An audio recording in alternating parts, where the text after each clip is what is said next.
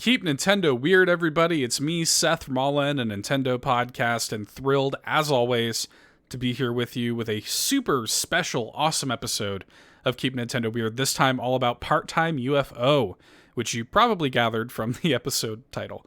But man, just a great episode in store for you guys with a great guest, CJ Andriessen from Destructoid. But before we get into it, there's a little bit of backstory. A little bit of backstory that you need to know to like truly appreciate this episode and why it kind of came to be the way it is. So if you've been listening to All In for a while, which if you're not, why aren't you? That's at All In Podcast on Facebook and Twitter, and All In Nintendo Podcast on all of your podcast feeds like Google Play, Spotify, SoundCloud, and iTunes. Plug. If you listen to that show, then you will know that there is a kind of running inside joke that we kind of do on that show where we reference the fact that on Zelda's 35th anniversary back in February, Nintendo was silent. Nintendo said absolutely nothing about Zelda's 35th anniversary, and me being a diehard Legend of Zelda fan, I was salty, right? And am salty. It still hurts. Still wounded by that, Nintendo. But what they did instead was they posted like 4 or 5 times that day about Part-Time UFO. And look, I love Part-Time UFO, clearly. That's why we're dedicating this episode to Part-Time UFO. Like, I love that game. But it was Zelda's 35th anniversary, you guys, and you said nothing. So I was salty about it, of course. It's kind of become a little bit of a running gag on All In. And so when Metroid's 35th starts to approach, of course, you got Metroid Dread coming out, so Nintendo's like rolling out the red carpet for Metroid. That's all great. I am as excited about that as anybody. We're doing like Metroid month on All In. This is taking nothing away from Metroid, but the fact that Nintendo posted about Metroid's 35th and not Zelda's, that bugged me. Okay, so I was like, guys, you know what I'm going to do? I'm going to flip the script a little bit. On Metroid's 35th, I'm going to post about Part-Time UFO. All right, so that's exactly what I did. And so that is what kind of spurred wanting to. I've always wanted to do a Part-Time UFO episode, but to be honest with you, it's been tough to find a guest for it, to find somebody who loves the game like I do, to gush about it. So it was, I put the call out. I was like, look, I want to do Part-Time UFO really soon. I put the call out on Twitter, and that's how I came into contact with CJ from Destructoid. And man, what a cool sequence of events. And I just got to say, too, like, the people who kind of caught wind of this weird little Nintendo show and the people that I've come into contact with and like the folks that liked this idea was like so humbling and cool for me because, I've been somebody who has wanted to like be in the video game content creation, the video game industry or whatever, just like desperately my entire life. It's what I want to do. It's what I'm passionate about. And I've been doing podcasts for like almost a decade and just like screaming into the void with no real audience, but then doing All In and now this show and being able to talk to people that I've respected for so long. And like CJ and I connected via Jonathan Holmes of Destructoid, who I've been a fan of for like 10 plus years. So, I mean, it's nuts. It's stuff like that just blows my mind. I cannot believe that this is my life right now. It's nuts. So anyway, putting me in touch with like cool people like CJ, who was just so gracious and generous with his time and like just got off of a vacation. Like if it were anybody else, he would have been totally justified in being like, dude, I'm on vacation. Like, screw you. I just got back. Like, we can do this some other time, blah, blah, blah. But CJ was so kind and was just like, yeah, totally. Let's do it. As soon as I get back, like, I think he literally got back the day before we linked up to record this episode. It's bonkers. So just a huge thanks to CJ from Destructoid again for doing that. It's a great episode, you guys. You're in for a treat, so I'm not going to ramble any further. You know the backstory. You've heard me talk about it. Let's welcome CJ to the show. Let's gush about Part-Time UFO, and let's keep Nintendo weird.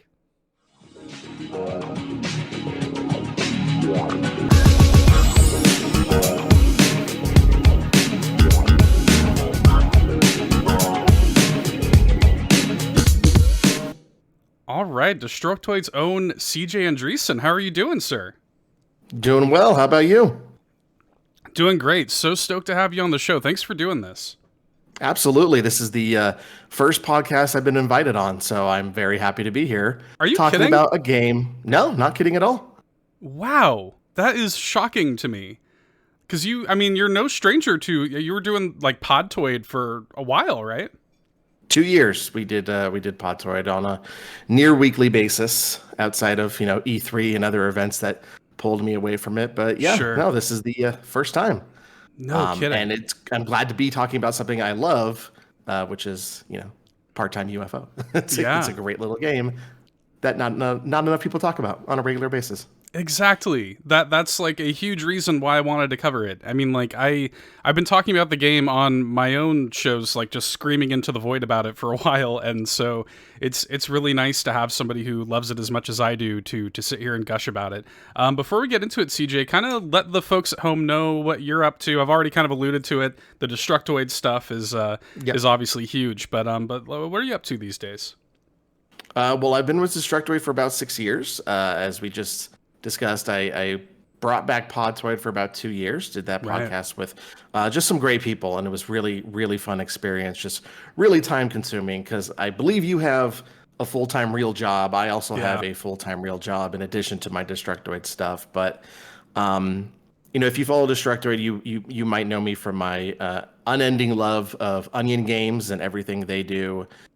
Just weird, fun games like Pocket Card Jockey and Pocket Card Jockey. Oh my goodness. I love that game so much.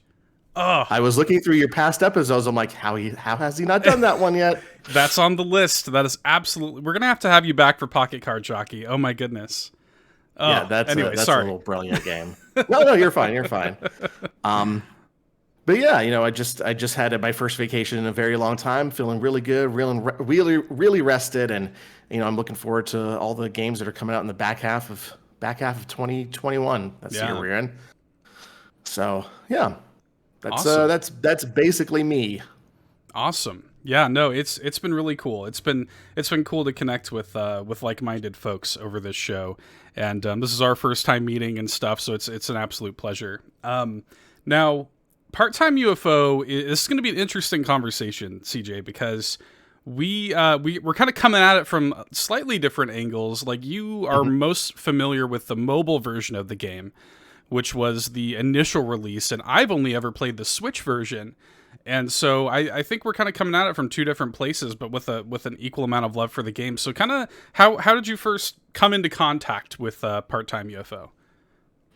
Uh, you know, Writing for games websites, we get lots of emails about upcoming games, Right. and I've always been kind of the big proponent of mobile games on Destructoid. I try and find the best ones to write about. Sometimes write about bad ones, but I mostly want to find the positive for it. And so when I heard that HAL Laboratory was making a mobile game, I thought, oh, Right. well, now I'm interested because it's HAL. It's the Right. creators of Kirby are doing a mobile game with no microtransactions, no ads. It's premium priced at, I think it was like $3.99 or $4.99, Mm-hmm. something ridiculously low.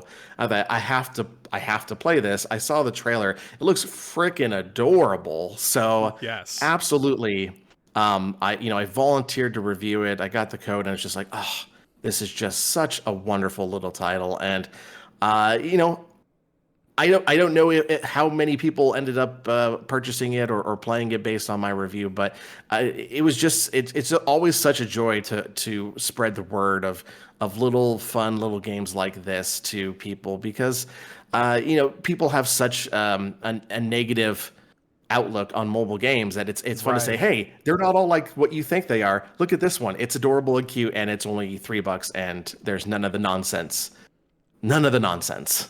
That's such a great point. Yeah, there's so many. I think mobile games have sort of become like almost a dirty word, Hmm. in the gaming sphere or whatever. People sort of look at it and they think it's synonymous with microtransactions and gotcha mechanics and stuff like that. And yeah, part-time UFO is just like a really charming, good little game. Like it's cute and it like has a really interesting little control gimmick, and like it's just well made. And I like it's interesting that you brought up Pocket Card Jockey a minute ago, because it kind of reminds me of that in a weird way, in that like Game Freak is known for this one big massive series, and Hmm. they've made like these kind of weird little offshoots. Like they've done Pocket Card Jockey and Harmo Knight and Tembo the Badass Elephant and stuff like that. And HAL, same way. It's like you've got Kirby, which is their like main marquee series, but then they've got Box Boy and Part-Time UFO, and I really like it when these bigger companies who are known for like one big thing have the kind of cachet to make little weird offshoots like this. It's really cool.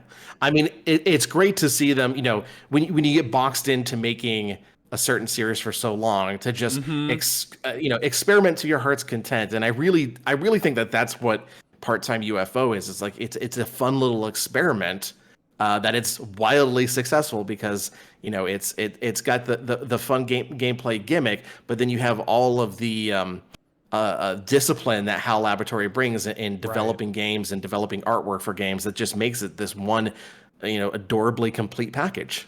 Yeah. So to kind of like set the stage, how would you describe Part-Time UFO? Like getting into the gameplay of it and everything like that. I was thinking about this before the show, and it's basically like if a claw machine had mission modes, and that's kind of like just sums up the gameplay. You're a little UFO with a claw, like a claw machine, and you need to pick up items and place them. That's it. That's the extent of it. And then they get, on the mobile version, they get, several dozen challenges out of this. I can't remember how many we have here. There's 9 pages of 3 challenges. 9, 18, 36. Nope, that's bad. 36. Yeah, so that's correct. I'm not good with math on the fly. It's too early. Yeah. And you just see how far you can take the concept, and one of the great things about it is they don't take it so far that you get tired of it. Right. And they have challenges in here like stack the cheerleaders, that is kind of reiterated a little bit later of I think stack the swimmers, and it's just it's I guess it's so finely targeted that it doesn't get boring. Like you have this one gameplay mechanic that they are able to get the most out of without it going overboard, without going too far. And I really appreciate that, because there are a lot of games that will be similar. They'll have a very simple gameplay mechanic, but then it will just stretch it out for way too long. And on mobile, they knew exactly where to end it and exactly where to add enough challenge that if you really get into it, you can really go back and try and get those medals. Each job, I guess that's what they're called. You take jobs as this part-time UFO, and each job has associated challenges with it. And I was playing a bit last night, and I found out there are some medals I didn't get. There's one challenge in here that asks you to make a ice cream sundae, and you just pick up these items off a conveyor belt as the chef is flipping in the background. And the one I didn't get was put all 7 different ingredients in the ice cream cup, I guess that's what it's called. Yeah, the little bowl. Yeah, the bowl. Thank you. The really hard word to think of, bowl. And so, I mean, that's basically just what it is you taking these jobs. You have a crane. That's your one tool at your disposal, and it works. It just completely works, and it's both.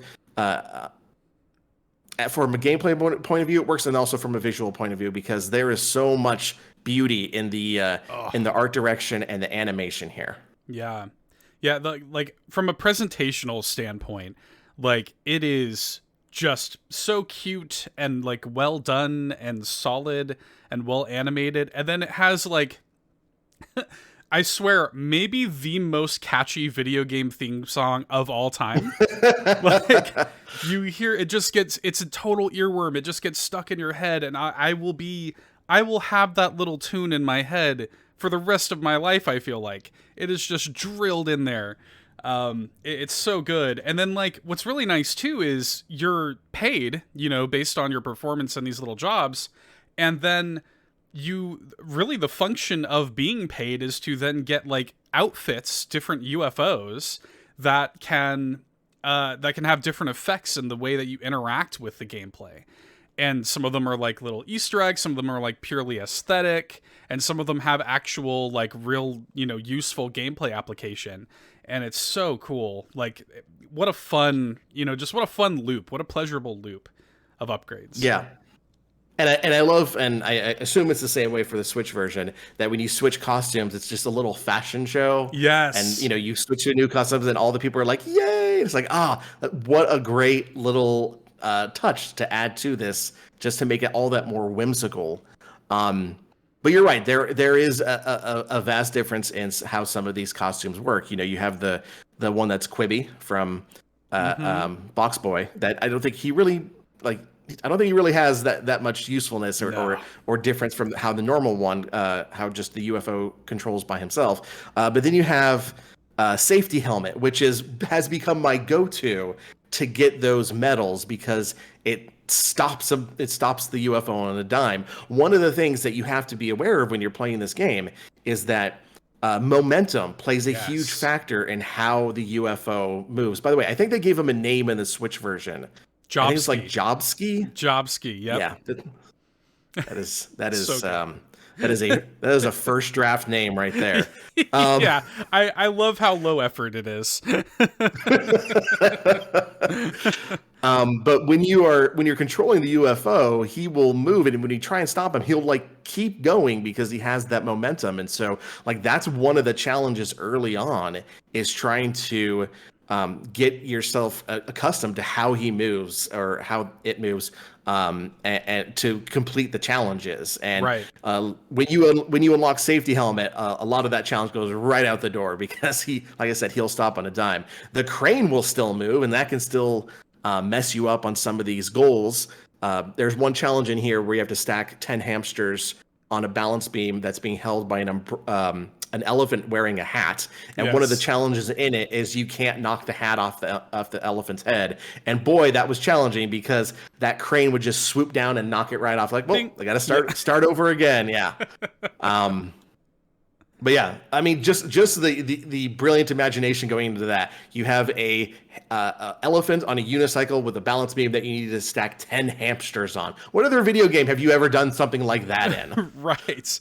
They get a lot of like interesting mileage out of just the things you have to do in Part-Time UFO. But I think what's really fascinating about the gameplay, and the thing that is like subtly brilliant about it, is that we are all familiar with crane games, right? Like everybody has played a crane game. So you immediately know the way that works mechanically. Like you immediately know what it feels like to see that thing slowly go down and pick it up. And it all makes sense without the game really having to tell you much.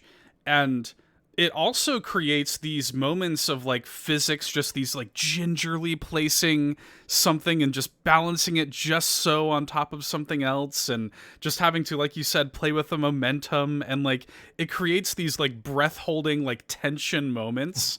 And it works so well for the gameplay. Like it makes the gameplay very addictive. I love it.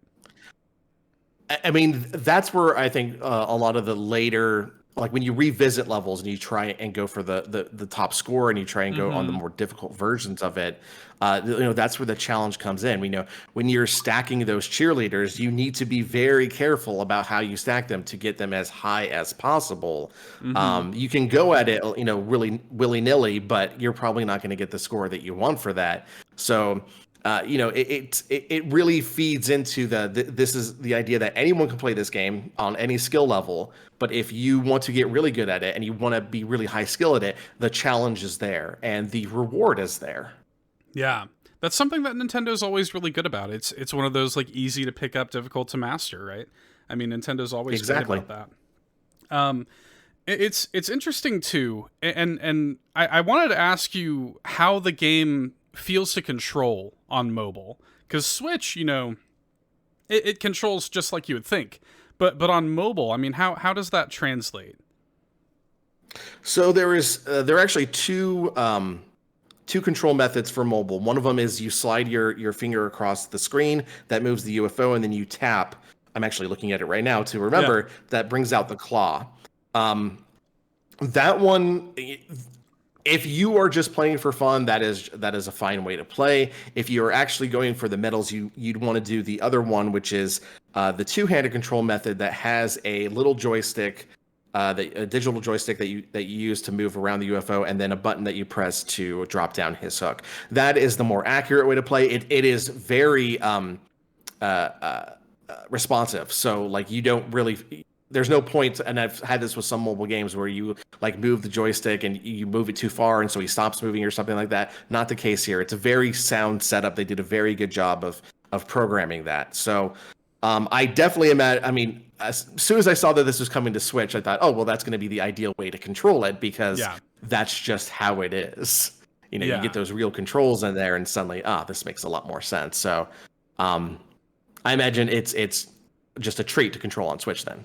It is, yeah. No, it feels really good, and I mean, like being able to use like a proper D-pad or control stick. I mean, yeah, it just feels really good, and I mean, it's very simplistic in that you're just you know lowering and grabbing with a crane. But I mean, yeah, it feels really good on Switch. And I was curious, does the mobile game have any sort of like any possibility for a co-op component? Because the Switch version does. Nope. Okay. That was one of the several things they added for Switch version. There's also the tower building mode where you just keep building up and higher and higher. And then the treasure hunt mode, which to me, I mean, I watched the trailer for it this morning and I'm kind of thinking I should just spend the $9 and buy it for Switch because like I would love to see more of this series. And I think that would be a great way to go forward with it. Yeah, totally. You could, and like, it's the kind of thing where, I mean, I don't know anything about the development cycle of this game, but like you have to imagine it's the kind of thing they could make on a fairly steady clip. Like the way they make Box Boy or made Box Boy, like that, you know, it was almost annual. Like you're getting a new Box Boy like all the time. And they ended up making like 4 or 5 of those games. And Part-Time UFO seems like it could follow a really similar trajectory if it did well. And I really think that Part-Time UFO works amazingly well as a co-op game. I really was not like looking forward to playing it with my wife because we like we'll play like Overcooked and stuff like that, and we just wind up yelling, you grab the stupid tomatoes, you know, and just yell at each other or whatever. And this was not necessarily different, but because of that kind of like element I was talking about earlier, that kind of like tension, you know, there's almost like crane games have this inherently like observational, almost like there's something like arena like about it. It encourages spectation or like spectators. Like you want to like look at it and see what's going to happen. And so for her and I to have to like coordinate both of those things and figure out those challenges, it made for a very stressful experience. But it was so much fun. Like I mean, we've played a few co-op games together, and Part-Time UFO ranks right up there at the top of the most fun we've had in co-op. So it works wonderful that way. I will say you are a brave man for playing Overcooked with a significant other. That is that seems like a relationship destroying game right there. It is. Yeah. The one thing I wanted to make clear, if you haven't played Part-Time UFO yet, we keep mentioning crane games. Crane games are designed to drop the item that you have. Not the case here. The UFO job ski won't just drop the item you pick up unless you grab it really poorly. But generally, like 99% of the time, it's gonna stay in his claws. So don't worry about this being like that machine you played at a bowling alley where you couldn't get the Bugs Bunny Space Jam plush or something. So yes, yeah, he doesn't just immediately drop it. He picks it up. You control if he drops it or not. And like you said, unless you grab it at like a bad angle and physics kind of takes it and whatever, you're gonna hang on to that thing. So it's just really interesting to see them take that and make like a full game out of that mechanic, and I think it lends itself really well to a ton of different things. How do you feel? I've always wanted to ask somebody else about this. Forgive me for sort of just like for just spitballing a bunch of different things, but I've never had the chance to just gush about this game with somebody else. How do you feel about them not telling you how to complete the challenges necessarily? Because the way it works is you'll complete a level and you'll have like these boxes of like pictures that will illustrate what you're supposed to do to unlock like these bonus like challenges. And you don't necessarily, you can kind of gauge, you know, a lot of times, but some of them are very vague. How do you come down on that? I prefer them to be less vague, because you are right. There are some challenges that it's just like, what the heck am I supposed to do here? Right. Sometimes it's obvious. You'll see a little like, and it's absolutely tiny on a mobile phone screen. True. A Yeah. little silhouetted box of like, the different ice cream ingredients with the number 7 in it, and so that's kind of a hint, but of what you're supposed to do. That's a more obvious version of some of these hints, because some of the times it is just a silhouette and it's just like, I don't know what I'm supposed to do here. I don't know how to get that medal. What is going on? Right. And so I think that to me is probably the only down point I think I have with Part-Time UFO, is that some of those illustrations are a little too obscure to kind of pick up what you're supposed to do, and it could be a little bit trial and error. Yeah. I feel so weird about it because I've thought a lot about this. And it's like, on one hand, it's like, yeah, it can be frustrating. On the other hand, I kind of like when a game, I don't know, this isn't like an excuse for it or whatever, but I do kind of like it when a game requires you to like go for outside help. Like, there was a story that ran, I think, on Kotaku, when the Switch version of the game came out. There was this Reddit user, Spookadelic, who made her own like wiki about the game, like just with the express purpose of describing and talking about what all of those challenges mean. And it was, on one hand, it's like, oh man, it's super frustrating. On the other hand, I'm like, I kind of like that because it's so vague. It allows for things like that to happen, So I don't know. I will say I will say I appreciate that they didn't just like have a written description to go along with it, because that would have taken a lot of the fun and challenge out of it. I just wish some of these pictures were a little more clear, a little more easy to read. Yeah, definitely. There's some that are a little vague, and it's like, really, you gotta like look up the look up the wiki or whatever. How do you feel about there's a moment specifically towards the end? There's like a, not really a big story, but there is like kind of a conclusion to the game. There's like a final boss, so to speak. How did you feel about that? Because the game does kind of work in like combat weirdly towards the end of the game. How did you come down on that? Ultimately it's unnecessary to what the rest of the experience was giving us, which is just, this UFO that's living in the gig economy. Right. It kind of felt like it's a video game, so we need a final boss battle, right? Yeah, as just some sort of requisite, right. and so, I mean, the challenges were fun. I think it took me maybe 3 times to do the very last one of them. I had more fun doing the jobs beforehand, though. That to me was the more interesting part. Yeah, I thought it was a weird choice. I mean, I don't hate it. I think it works fine for what it is. But yeah, you're right. It does kind of feel like, it's a video game, so of course there needs to be explodey stuff, and you have to have a big confrontation at the end, But no, I it is what it is. I like it for what it is, and yeah, the challenges were fun. Did you did you end up going back and clearing any of those old challenges that you hadn't picked up yet? Yeah, I think that I still have like 2 more medals I need to get. One of them is with the job where you move cargo from one ship to the other. That one's always been tricky for me, because one of the challenges is that you're not supposed to hit the squid that jump out of the water, and they just seem to always want to jump right into me. So like that's one I'm missing. And then the third museum one where you're putting together the dinosaur. I don't know what challenge I'm missing from that one, but those are the last 2 medals. I'm probably going to get them this week. I still have the rest of the week off.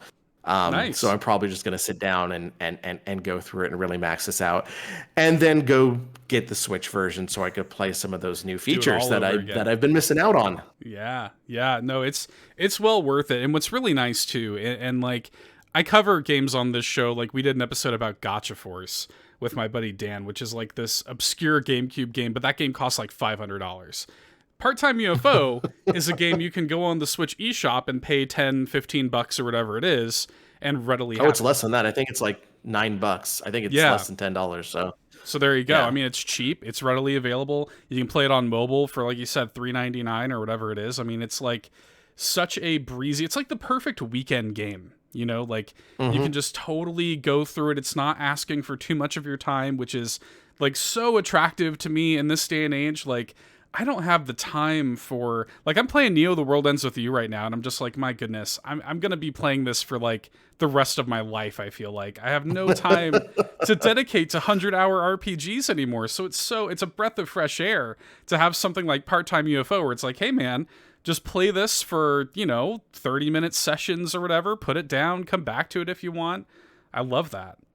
It's I don't Well, I know. will say for Neo, The World Ends With You, you'll be happy to know you don't have to play for more than 40 hours unless you're trying to 100% it. Oh, So, thank you. Thank you for that. I appreciate that. it's not like Persona 5. I refuse to play Persona 5 because I don't have that much free time in my life. Yes. But yeah, I always look at something like Part-Time UFO as kind of one of those palate cleanser games, where you invest so much time into one game and so many hours and you just need a break from it. This is like the perfect little title to get away from something like that, to really just reset, play something different, kind of loosen up from what you had just been going through. And it really fits that bill. And yeah, so like if you just are looking for a break from whatever it is you're playing through right now, it's something you've been playing for a long time that you feel you need to just take a step away from. Like Part-Time UFO is the perfect little game to kind of dive into, to fill your time with until you're ready to get back into your regular game. I love that. I love that term, palate cleanser, because man, I played this. I think the game I played immediately before this was like The Last of Us, or like like Ghost of Tsushima or something like that, where it's like good games, but they're definitely like grimdark, and then you just like Yeah. it's like it's so chill and just like colorful and happy, and I love the space that it occupies. We've talked a lot about the things that make the game special. Let me ask you this. I always kind of like to hypothetically, hopefully they end up making more of this. What are some of the things you would like to see? We've talked about kind of like making the challenges a little more obvious or a little less vague, rather. But what are some of the things you'd like to see them kind of expand upon in a Part-Time UFO 2, a full-time UFO, so to speak? From what I've seen of the treasure hunt mode on the Switch, I would like to, like, instead of having these individual jobs that you take, this kind of seems like an obvious sequel idea based on what we've seen in past games, like when Toki Tori had individual levels and then Toki Tori 2 was a big expansive world. Right. I kind of think I would like to see it go in that direction. But I wouldn't want it to lose the charm that comes with all the different locations that you have with the jobs that you do in Right. this one. So to me, that would be the perfect little combination. If you could have, a big world that you fly through and you complete challenges in little areas, but that also is as diverse and as imaginative as the locations that you do right now with the different jobs, with that excellent background animation. When I did the ice cream challenge today, I never noticed this before, but the chef who is in the background flipping pancakes or whatever it is, when you successfully balance a piece of ice cream on the bowl, he does a little shoulder shimmy that is just amazing. Like, how did I not notice that before? It's now like my favorite thing in the game. I'm obsessed with just this little shoulder shimmy. Like, what is this? This is great. So, yeah, to me, for a hypothetical, knock on wood, please make it happen, Part-Time UFO 2, that's what I want. I wanted like a big world to explore with my little job ski. Yeah, I love that. It's yeah, and I don't want it to lose like the kind of like weird junk that you're doing in the different locales, and like you see in like the game's key art, it's like a planet with all of these little characters, above it, and all these like weird little things. You're, like you said, one minute you're in like a circus, the next minute you're in an ice cream shop or whatever, and there's like a little toy room level. There's there's actual space levels, and things work differently there. So yeah, I would like to see them kind of like maintain that in the way that like Katamari does, where it's like you have an open area with objectives, but you still have like unique things happening in that space. I think that'd be really cool too. CJ, anything Or I guess else another. Oh, sorry, go ahead. Yeah, I was gonna say, Or I guess another option would be to just make the levels bigger with more challenges. So it's not just one Right. challenge you're based around, maybe like 5 challenges. That would be the other option. So, Yeah. or Yeah. other No, idea, I should totally. say. Yeah, no, totally. That'd be cool too. I'd like to just see. I guess like the easy answer is just more of this. just Mhm. just more of that, please. No, CJ, was there anything else you wanted to kind of bring to light? Shout out about Part-Time UFO real quick before we wrap. Anything special you wanted to highlight about it real quick? Um, I think we've just about covered everything that I would have to say with it. It's just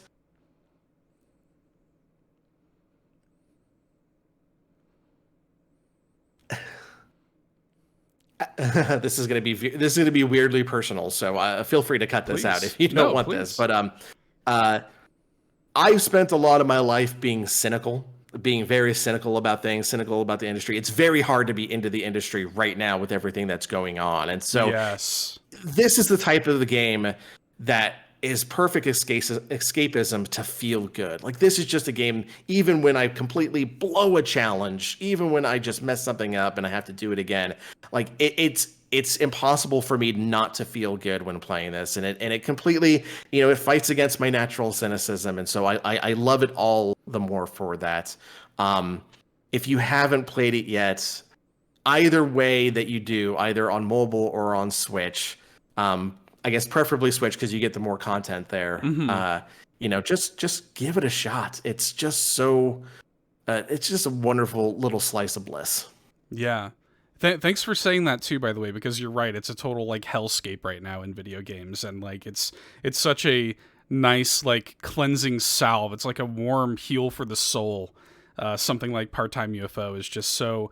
It's with everything going on right now, like it's nice to have something that is just individual and pure and good, and it just exists and it's just there for you to experience it. So we obviously highly recommend that you do, and we hope that there's a sequel coming from Hal sometime Yeah. down the pipe. CJ, point folks in your direction. Where can folks kind of find you online and keep up with what you're doing? Just mostly Destructoid.com. I am now the editor at large. Nice, Having congratulations. thanks. Having stepped down from my features editor just because full-time job, and we also brought a wonderful new writer, Nicole Warner. I want to say is her last name. I was about to say Wagner, but I was about to feel really bad for not knowing her name. Um, I'm terrible with names. So that's where you can mostly find me. I'm on Twitter. Don't follow me there. I'm terrible at Twitter. So just Destructoid.com. Gotcha. Fair enough. Well, again, thanks for coming on. Just a blast to chat with you and talk about Part-Time UFO. And again, folks, we want to point you there. Buy it on Switch, buy it on mobile, buy it wherever you're going to buy it, but just play Part-Time UFO. So, if you want to keep up with this show, if you want to follow Keep Nintendo Weird and everything we're doing, you can find me at Twitter at $2 Hero. You can follow our main show, All In, at All In Podcast, and you can follow this one at KNW Podcast. And until next time, guys, create what you want to create, and thank you for helping me keep Nintendo weird. Bye!